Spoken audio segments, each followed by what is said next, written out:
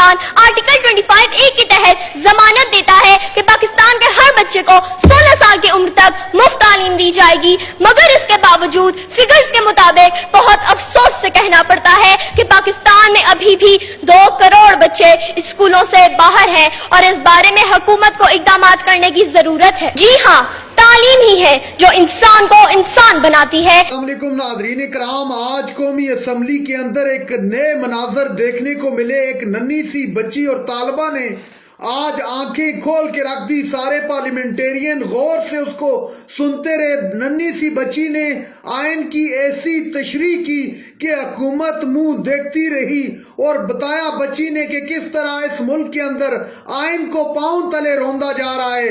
بچی کتنی جذباتی تقریر کے وہاں پر موجود حکومتی اراکین اپنا منہ چھپاتے رہے۔ آپ ویڈیو دیکھیے پھر اس پر بات کرتے ہیں۔ اور میرا تعلق اسلام آباد ماڈل کالج برائے طالبات اسلام آباد سے ہے۔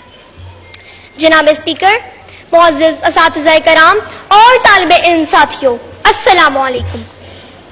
آج مجھے جس موضوع پر لب کشائی کا موقع ملا ہے وہ ہے چائلڈ رائٹس۔ اگر بچوں کے بنیادی حقوق کے بارے میں بات کی جائے تو بچوں کا سب سے پہلا اور بنیادی حق تعلیم ہے۔ جی ہاں، تعلیم ہی ہے جو انسان کو انسان بناتی ہے، تعلیم ہی ہے جس کی اہمیت سے کون واقف نہیں، اور یہ تعلیم دینی اور دنیاوی دونوں طرح کی تعلیم ہے۔ جناب اسپیکر، تاریخ گواہ ہے کہ آگ کی پرستش کرنے والوں نے آگ کو اپنے قابو میں لے لیا، اور پھر کیا تھا؟ اوپر دیکھا آسمان نظر آیا، آسمان میں چاند نظر آیا، چاند میں انسان نظر آیا، پوچھا ماجرا کیا ہے؟ جواب ملا انسانی ترقی ہوئی ہے۔ نیچے دیکھا زمین نظر آئی، زمین میں سمندر نظر آیا، سمندر میں گہرائی نظر آئی، گہرائی میں انسان نظر آیا، پوچھا ماجرا کیا ہے؟ جواب ملا انسانی ترقی ہوئی ہے۔ اور یہی ترقی چیخ چیخ کر کہہ رہی ہے تعلیم سکھاتی ہے جینے کا سلیقہ، اور یہی تعلیم ہمارا بنیادی حق ہے، ہمارے ملک کے بچوں کا بنیادی حق ہے۔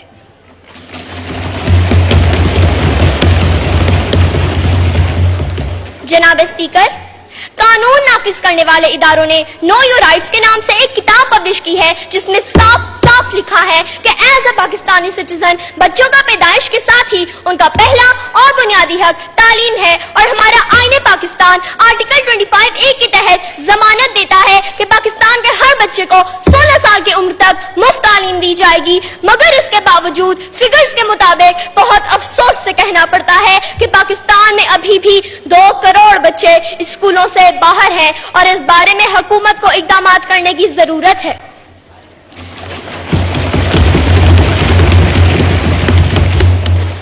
جناب اسپیکر، تاریخ ایسی مثالوں سے بھری پڑی ہے کہ تعلیم کی بدولت ہی بہت سے لوگوں نے نہ صرف اپنا نام روشن کیا بلکہ انہوں نے اپنے ملک و ملت کا بھی نام روشن کیا۔ جناب اسپیکر، تعلیم کے میدان کے سپاہی جب جابر بن حیان اور غازی البرونی بنتے ہیں تو پھر اپنی زندگیاں بنا کر جینے کا سلیقہ سکھاتے ہیں۔ تعلیم کے میدان کے سپاہی جب آئزیک نیوٹن گراہم بیل بنتے ہیں تو دوسروں کے کام آ کر جینے کا سلیقہ سکھاتے ہیں۔ تعلیم کے میدان کے سپاہی جب رہنما بنتے ہیں تو سر سید احمد خان محمد علی جناح بن کر قوم کو جینے کا سلیقہ سکھاتے ہیں۔ تعلیم کے میدان کے سپاہی جب موسیقار، قلمکار اور فنکار بنتے ہیں تو پھر سلطان القسیمی سے لے کر انور مقصود کی صورت میں امن کا پیغام دے کر جینے کا نیا ڈھنگ سکھاتے ہیں اور یہ اعلان کرتے ہیں۔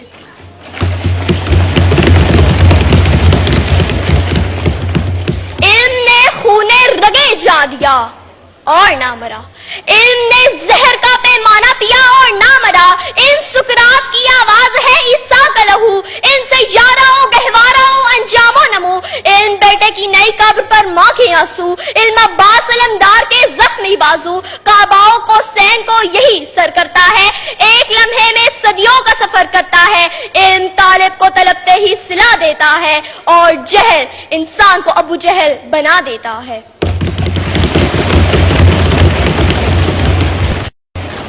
جناب اسپیکر، قائد کے پاکستان کا مقصد صرف ایک خطہ ارض کا نہیں بلکہ اس خطے میں بسنے والے تمام افراد کے لیے ایک آزاد مملکت کا حصول تھا، چاہے ان کا تعلق کسی بھی صوبے، نسل، مذہب یا سمت سے ہو۔ قائد کے پاکستان کا مقصد اس خطہ ارض کے لوگوں کو اسلام کے اصولوں کے مطابق آزادی کے ساتھ اپنی زندگی گزارنے کا موقع فراہم کرنا تھا، جہاں مسلمان اپنی تہذیب و تمدن کو زندہ رکھ سکیں اور جہاں اسلامی تشخص کا تحفظ तहफ़्फ़ुज़ किया जा सके। और कायम की पाकिस्तान का मकसद तभी पूरा हो सकेगा जब पाकिस्तान का हर बच्चा पढ़ लिख कर अपने पाँव पर खड़ा हो जाएगा, और ऐसा तभी मुमकिन होगा जब उसको उसका बुनियादी हक दिया जाएगा। तालीम की बदौलत ही हर बच्चे को ये पता चल सकेगा कि उसकी कोई मंजिल है, कोई नजरिया है, कोई नस्बुल ऐन है, कोई मकसद हयात है।